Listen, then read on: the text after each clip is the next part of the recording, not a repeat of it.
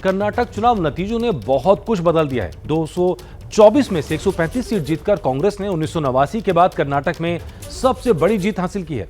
BJP के दक्षिण का एकमात्र द्वार भी बंद हो गया। मोदी विरोधी पार्टियों के सेंटर में फिर से राहुल गांधी खड़े हो गए।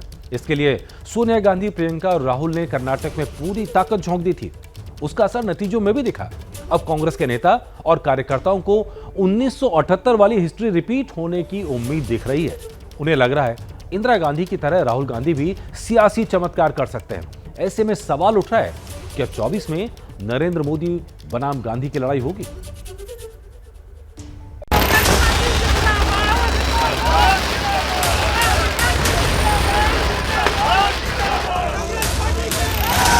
कर्नाटक में नफरत की बाजार बंद हुई है, मोहब्बत की दुकानें खुली हैं। ये जनता का जीत है। राहुल गांधी जी को जो यात्रा हुई है 4000 किलोमीटर की, उस यात्रा का अब फल आना शुरू हो गया।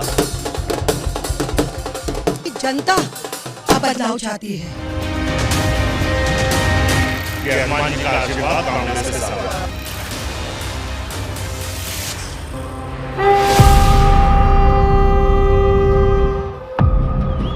कर्नाटक में बीजेपी का किला ध्वस्त करने के बाद कांग्रेस कार्यकर्ताओं की ये खुशी है। ये एक उम्मीद के आसमानी आकार लेने का जश्न है। दक्षिण के दरवाजे पर हाथ छाप मार्का पार्टी की जबरदस्त वापसी का यह उत्साह है।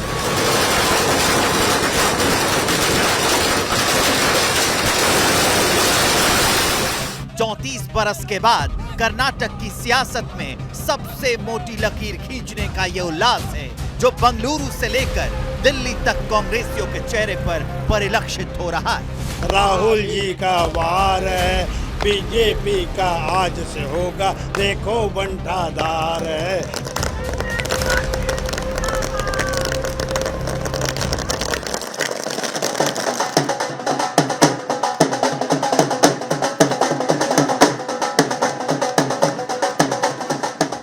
कर्नाटक में जीत हार वाले रिवाज के बरकरार रहने के बाद मिली कांग्रेसियों की यह खुशी सिर्फ कर्नाटक से दिल्ली तक सिमटी हुई नहीं है। लखनऊ में, भोपाल में, रायपुर में, कोलकाता में शहर शहर का ये दृश्य देखिए और अंदाजा लगाइए कि राहुल गांधी की संसद सदस्यता छिने जाने के बाद मिली पहली जीत और जश्न के मौके को किस तरह कांग्रेस के नेता और कार्यकर्ता विस्तार दे रहे हैं। सोनिया गांधी जी का और राहुल गांधी जी का और प्रियंका गांधी, ये सभी ने जो कैंप यहाँ करके हर जगह घूमे, हर जगह उन्होंने अपना प्रभाव डाला, इसलिए मैं उनको भी धन्यवाद देता हूँ और कंग्रेचुलेट करता हूँ कि मेरी पार्टी आज इतनी बड़ी जीत हासिल की। राहुल गांधी को कर्नाटक का भाषण को लेकर डिस्क्वालीफाई किया और ओबीसी के खिलाफ करके एक मुहिम छेड़ा। इसके खिलाफ जनता के, कर्नाटक की जनता ने इसको जवाब दिया है। कर्नाटक की जनता ने फैसला दिया है और उस फैसले से स्पष्ट हो गया है कि बजरंग बली है वो कांग्रेस के साथ है। जब नेता कार्यकर्ता राहुल और प्रियंका को कर्नाटक की सत्ता में वापसी का सिरमौर बना रहे थे, तभी राहुल गांधी दिल्ली में मीडिया के सामने आए। उन्होंने कर्नाटक की जनता का शुक्रिया अदा किया और बीजेपी को कुछ यूं नश्ता चलाया। कर्नाटक के चुनाव में एक तरफ क्रोनी कैपिटलिस्ट की ताकत थी, दूसरी तरफ गरीब जनता की शक्ति थी और शक्ति ने ताकत को हरा दिया। कर्नाटक में नफरत की बाजार बंद हुई है, मोहब्बत की दुकानें खुली हैं। जब बीजेपी कांग्रेस मुक्त भारत बनाने का अभियान चला रही है, अपने संकल्प को सिद्ध करने के लिए हर चुनाव लड़ रही है, तब कर्नाटक की सत्ता में कांग्रेस की दमदार वापसी के बाद अब 4 राज्यों में कांग्रेस की सरकार होगी। आने वाले विधानसभा चुनाव में असर दिखेगा। कमजोर होती कांग्रेस को मजबूती मिलेगी। 2014 को लेकर विपक्षी एकजुटता के लिए कांग्रेस जरूरी होगी और इससे राहुल गांधी का कद भी बढ़ेगा। 28 लोकसभा सीट वाले कर्नाटक में चुनावी जीत के बाद अब सवाल उठ रहे हैं कि क्या कर्नाटक की सरजमी से सियासी इतिहास खुद को दोहरा रहा है? क्या कर्नाटक की जीत कांग्रेस के लिए संजीवनी बूटी सी है? क्या 2024 में नरेंद्र मोदी और गांधी परिवार की टक्कर होगी? दरअसल 2024 को नजर में रखते हुए ये सवाल यूं ही नहीं उठ रहे हैं। इसके पीछे है 45 साल पुराना वो सच जिसके कारण कांग्रेस पुनर्जीवित हुई थी। देश में सत्ता से पहली बार बेदखल हुई कांग्रेस की वापसी का रास्ता कर्नाटक से ही तैयार हुआ था। आपातकाल के बाद 1977 के लोकसभा चुनाव में इंदिरा गांधी अपनी पारंपरिक सीट रायबरेली से चुनाव हार गईं। 1978 में कर्नाटक के चिकमंगलूर लोकसभा सीट पर उपचुनाव हुआ, जहां इंदिरा गांधी मैदान में उतरी। उस चुनाव में एक नारा बेहद चर्चित हुआ था, चिकमंगलूर चिकमंगलूर, एक शेरनी 100 लंगूर। तब देश भर में कांग्रेस की हालत सबसे ज्यादा खराब थी, लेकिन उसी हालत में इंदिरा गांधी ने चिकमंगलूर से जबरदस्त वापसी की। वहीं से इंदिरा गांधी की हवा बही और उसके 2 साल बाद 1980 में आम चुनाव हुए और कांग्रेस ने केंद्र की सत्ता में जबरदस्त वापसी की। तो आगे का सवाल है कि क्या राहुल गांधी अपनी दादी जैसा चमत्कार कर पाएंगे? क्योंकि इस बार राहुल की संसद सदस्यता खत्म होने के बाद कांग्रेस कर्नाटक के रण में उतरी थी और राहुल गांधी की अयोग्यता पर फैसला आने के बाद प्रियंका गांधी ने वरिष्ठ नेताओं को कर्नाटक में पूरी ताकत झोंकने का आदेश दिया था। यही वजह है कि ऐतिहासिक जीत के बाद कांग्रेस के नेता राहुल और प्रियंका का ही नाम ले रहे हैं। Hero, a leader, a person who only guides us, a person who toils selflessly, a person who takes all the brickbats but never takes credit, the one and only Shri Rahul Gandhi ji. Wherever Shri Rahul Gandhi ji went, almost 80-85% of those seats we have won.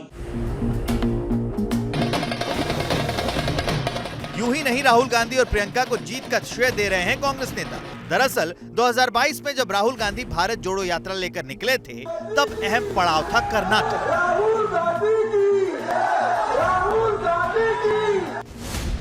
Bharat जोड़ो यात्रा के दौरान 21 दिनों तक कर्नाटक में रहे थे राहुल। 21 दिनों में 7 जिलों से होकर उन्होंने 521 किलोमीटर की यात्रा की थी। इसी दौरान 2 अक्टूबर 2022 को ये तस्वीर आई थी। बारिश में भीगते हुए राहुल भाषण दे रहे थे और बरसात के बावजूद मैसूर के लोग उन्हें सुन रहे थे। राहुल गांधी की सभा का ये दृश्य अद्भुत था, सीधे लोगों को कनेक्ट कर रहा था। यहीं पर उन्होंने बीजेपी पर शाब्दिक प्रहार करते हुए कर्नाटक सरकार को 40% कमीशन वाली सरकार करार दिया। कर्नाटक में बीजेपी की सरकार क्या कर रही है? आपके चीफ मिनिस्टर ने और बीजेपी ने भ्रष्टाचार के सब रिकॉर्ड तोड़ दिए हैं, कोई रिकॉर्ड नहीं छोड़ा। हर चीज में 40% कमीशन लेते हैं। राहुल गांधी की आक्रामकता के बाद माहौल बदलने लगा था।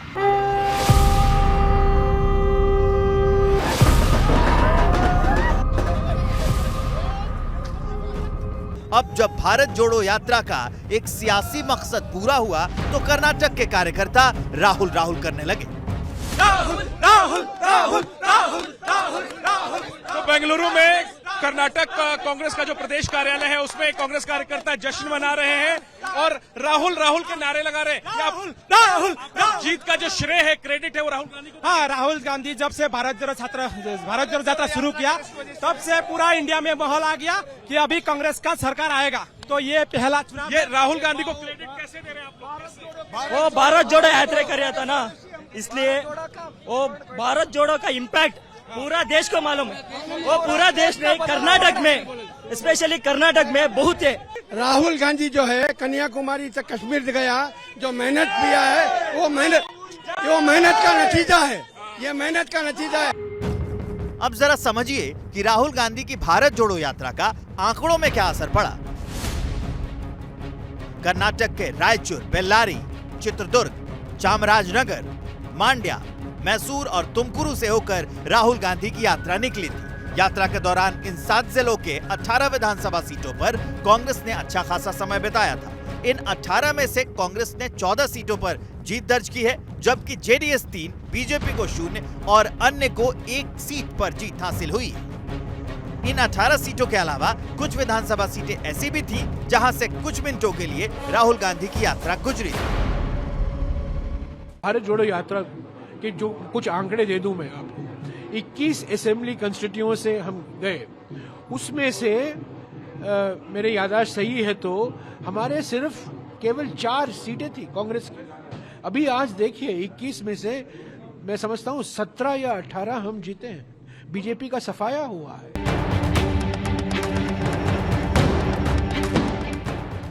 ये वो सीटें थी जहां राहुल गांधी गए थे, लेकिन इन 7 जिलों में और भी सीटें थी। वहां पर क्या असर पड़ा वो समझिए। इन जिलों में विधानसभा की कुल 51 सीटें आती हैं। इन 51 सीटों में से कांग्रेस ने सबसे ज्यादा 37 सीटें जीती हैं, जबकि जेडीएस 8, बीजेपी को 5 और अन्य को 1 सीट मिली है। यही वजह है कि कांग्रेस को लगता है कि जीत की नींव भारत जोड़ो यात्रा में पड़ी। भारत जोड़ो यात्रा जो कर्नाटक में 22 दिन जो हुआ था, उसमें लाखों के लोग, वहीं से शुरू हुई हमारी चढ़ाई, और लोगों ने इतना उसको वेलकम किया। लाखों लोग सड़क पे किए थे, जहां जहां गए थे वहां सारा हमने स्वीप किया है। चाहे चित्तौड़गढ़ हो, दावणगेरे हो, या जितने डिस्ट्रिक्ट, बल्लारी आखिरी हमारी मीटिंग थी, वहां तो कंप्लीट स्वीप हो गया है। तो राहुल गांधी की लीडरशिप को जो है बहुत ताकत मिली हमें, उनके आने से हमारी जीत के लिए बहुत ताकत मिली। जब चुनाव बिगुल बजा तब भी राहुल गांधी की मौजूदगी कर्नाटक भर में थी। राहुल ने 23 रैलियां की, 2 रोड शो किए, 26 विधानसभा सीटों को कवर किया, जिसमें 17 पर कांग्रेस ने जीत हासिल की। हालांकि सिर्फ राहुल गांधी नहीं, समूचे गांधी नेहरू परिवार ने पूरी ताकत लगा दी थी। सोनिया गांधी और प्रियंका ने भी पसीना बहाया था। अरसे बाद सोनिया गांधी सार्वजनिक सभा में दिखी थी। सोनिया गांधी ने जगदीश शेट्टार के लिए प्रचार किया था, लेकिन बीजेपी से कांग्रेस में आए पूर्व सीएम शेट्टार चुनाव हार गए। जबकि प्रियंका गांधी ने 10 रोड शो और 15 रैलियां की। उन्होंने 26 विधानसभा सीटों पर प्रचार किया, उसमें कांग्रेस को 16 सीटें मिली। जब चुनावी नतीजे आ रहे थे तब प्रियंका गांधी बजरंगबली के मंदिर में थी, वहां पूजा अर्चना की, और फिर जब चुनावी नतीजे आए तो जीत की वजह राहुल गांधी को बताया। कांग्रेस के अध्यक्ष जी खड़गे जी और पूर्व अध्यक्ष जी श्री राहुल गांधी जी, उन्हीं के नेतृत्व में ये चुनाव लड़ा गया, उन्हीं की अगुवाई थी। भारत जोड़ो यात्रा में राहुल गांधी जी ने जो कर्नाटका से यात्रा निकाली, उसमें जो 91 शायद या 91 से विधानसभा थी, उनमें से 75% जीती गई है कांग्रेस द्वारा। कर्नाटक में मिली इस जीत से कांग्रेस उत्साहित है। कांग्रेस नेताओं को 2024 को लेकर नई उम्मीद नजर आ रही है। I think this election is a very crucial election. This result of this election will be a stepping stone for the Lok Sabha election. ऐसे में सवाल उठ रहा है कि क्या 2024 में कांग्रेस को इससे फायदा मिलेगा? क्या 2024 में मोदी वर्सेस गांधी की लड़ाई होगी? क्या 2024 में राहुल विपक्ष का चेहरा बन पाएंगे?